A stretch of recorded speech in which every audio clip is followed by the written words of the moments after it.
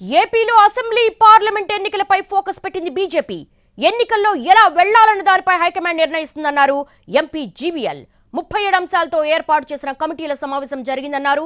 ఎన్నికల ప్రధాన కార్యాచరణపై చర్చించామన్నారు. ఈ నెల 27న విజయవాడకు కేంద్ర మంత్రి రాజ్నాథ్ సింగ్ వస్తున్నారని తెలిపారు. సో ఆ కార్యాచరణతో ఈ రోజు భారతీయ జనతా పార్టీ ఎన్నికల సమాయత్తానికి ఒక ప్రధాన ఒక కార్యక్రమాన్ని చేపట్టడం జరిగింది. రానున్న రోజుల్లో 26 ఫిబ్రవరి 27న కేంద్ర రక్షణ శాఖ మంత్రి, భారతీయ జనతా పార్టీ మాజీ జాతీయ అధ్యక్షులు, అత్యంత సీనియర్ నాయకులైనటువంటి పెద్దలు రాజ్నాథ్ సింగ్ గారు కూడా రాష్ట్ర పర్యటనకు రావటం జరుగుతోంది.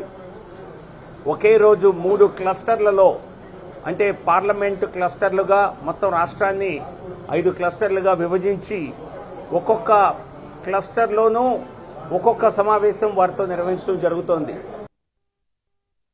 సో ఆ కార్యాచరణతో ఈరోజు భారతీయ జనతా పార్టీ ఎన్నికల సమాయత్తానికి ఒక ప్రధాన ఒక కార్యక్రమాన్ని చేపట్టడం జరిగింది.